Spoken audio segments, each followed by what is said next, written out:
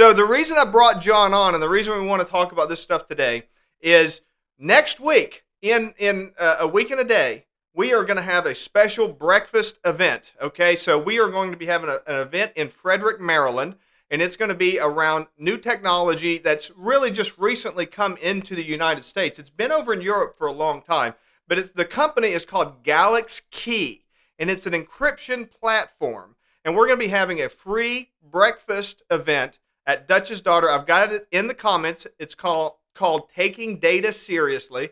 And I wanted to bring John on here for a few minutes to talk a little bit about that and get any questions that you guys have. Hey, John, we had Graham on yesterday. He's a product specialist with Galaxy Key. What do you know about Galaxy Key, and what experience have you had with it? Yes, I saw the interview with Graham. He's a great guy. Value their partnership a lot. Galaxy Key is a really cool product because it secures data not only at rest but in transit. It provides a lot of secure means to communicate with clients, colleagues, things like that. They have secure text messaging, secure instant messaging, obviously secure email. Provide document signing. That's not something we've been talking much about this week. But you can, securely sign documents, transmit those back to whoever sent them to you or a group of people that sent them to you, whoever needs them. It's really, really cool stuff. Like you said, they're really big in the UK. They have tons of clients over there, big clients, United Arab Emirates banks, huge Ministry of Justice in the UK, a lot of big financial clients, which is where we see a huge need here as well.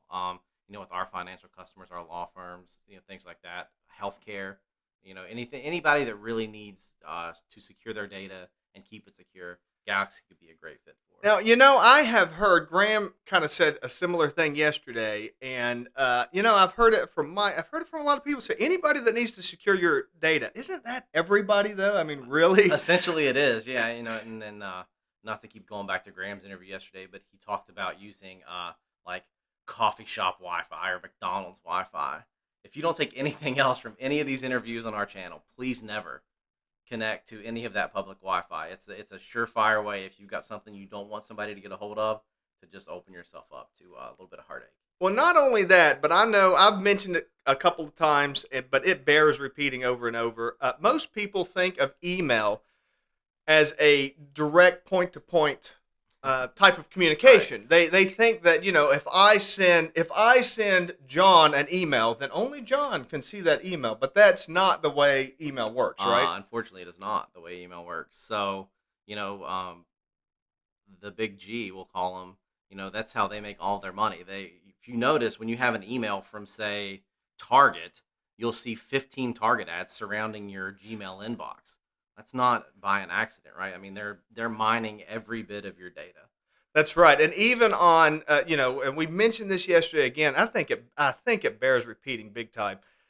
If you're messaging somebody on Facebook, Twitter, LinkedIn, and you think that that's just going to that one person, that's just not the case. Those are not secure channels for communication, right? No, not at all, not at all. And even if maybe your colleagues couldn't view that stuff, but the employees at those companies, they can absolutely view that stuff, right? Yeah, they've all got the keys at that castle. So, I mean, they can get into those servers, and Grant talked to this a little bit yesterday. Graham, talked to us yesterday. All those people can see it. It's not just like one or two folks. Like anybody that has access to their servers, all that stuff is stored there. And even though you delete it off your timeline or unsend that message or whatever, it lives there forever. And everybody's always suspected that kind of thing, but now that Elon has been releasing all this stuff from Twitter, we know for an absolute fact that that's really what's going on, right? Oh, without a doubt. So it's really interesting to think about what's going on with communication. How many people, use email for important conversation? Chris May's on here, and he just said nothing goes away. Right. And that's absolutely, it's one of those things you think about. Like you read these stories about Google has these gigantic data centers that are, they're like, taking up like whole cities. And it's like, well, what do you think is on those data centers? The stuff that you made last week or the stuff that you made 10, 15, 20 years ago? Look at these athletes that, maybe made a post, say a kid's getting recruited by some university. And when he was a junior in high school, he was like, WVU, I'll never go there. And then WVU is the only offer he's got. And then this surfaces, and we're not going to take him either. And now he's, this star athlete because of something he put online when he was a child is now coming back to bite him in the butt. And it happens. It happened with an employer. When you're trying to get a job, you could have said something that is, off color or, unacceptable in today's culture that may have been, not as bad 10 years ago, which that sounds silly to say, but, things have changed quite a bit. Some things that people said a few years ago, someone would have been like, they're just being silly. And now it's like a very, very serious offense. So, and that really becomes even more important. So that's kind of this cultural morass that we're in nowadays. But, when we're talking about business communication, so if you're talking, so let's take an example, a realistic example. If you're negotiating a contract back and forth, now it could very easily, if those early drafts of those contracts were to get leaked, it could make you look terrible. It could say, this person was getting taken advantage of, or we're trying to take advantage of this other person.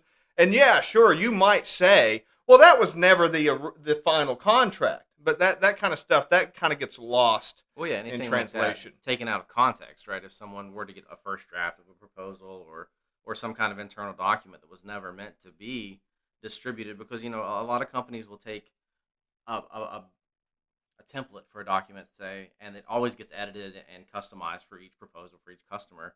So, this could have just been something that isn't even applicable to our business, but because we transmitted it in an insecure way and someone, say some type of corporate espionage was going on and they got a copy of that, they could definitely use that against you, whether it was factual or not. And a lot of people don't know this, and that's why these types of attacks work so well. But very, very commonly, you will send somebody just a boilerplate contract or just a boilerplate, and they're usually like basically they might say something like, "I get everything and you get nothing," signed on the bottom line, and that's not really what Right. you're going to end up with at the end. But if that were to go public, if that were to get released somehow, it would make you look terrible because you're asking for everything, right? Yeah.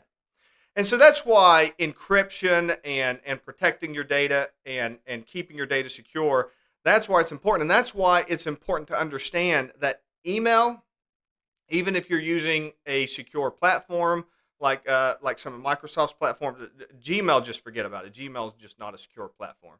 But there are, Hotmail. So the real most important thing to understand is if you're not paying for it, then you're the product, right? I mean, that's pretty accurate, and I would say just be vigilant about what you do send or put out online. I mean, just expect that could be seen by someone other than the person that you're sending it to. Right. I've always felt this way. I learned a long time ago.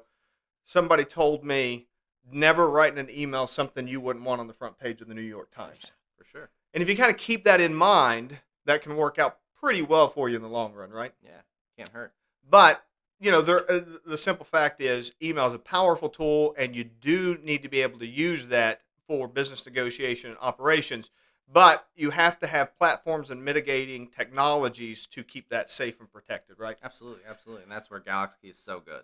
And that's what we're going to be getting into. So that's why I want to invite everybody. If you're going to be in the Frederick area, that's Frederick, Maryland. It's what if you're familiar with West Virginia, it's probably 45 minutes from Martinsburg or so, up in the Eastern Panhandle. Yeah, probably that about 2.5 hours east of maybe 2 hours east of Morgantown. Yeah, 68 through Cumberland. Yeah, it's Western Maryland. It's not towards Baltimore or any place like that. It's a great town. It's got lots of history, and you could check out our channels. We've been posting some pictures and stuff of Frederick. It's real pretty. We're going to a place called Dutch's Daughter, which is a fantastic restaurant, isn't it? Yeah, Dutch's is great, and I think there's not much more I can say about Dutch's that hasn't already been said, other than it's a super cool atmosphere, great food. There's going to be a ton of great people there next Friday, so I would encourage anybody in that area to come out. Love to see some people from that Williamsport, Hagerstown area make it over. Definitely be worth a trip. I know it is a bit of a drive, but the information that you're going to receive there is invaluable, I think. So, as we wrap up here, I'm going to give everybody who's watching a small call to action. if you know somebody that's going to be up in that area that might be able to benefit from this, even if you don't live in that area yourself, tag them in the tag them in the comments. Let them know the link's right there to the Taking Data Seriously breakfast, so they can come join us, learn about it. You do not have to be an IT person to understand and appreciate this technology. This technology is for any business leader. If you're an office manager, if you work in HR, if you work in a legal office at all, a paralegal, or any capacity at all in a legal office, this is the kind of stuff that you need to know about.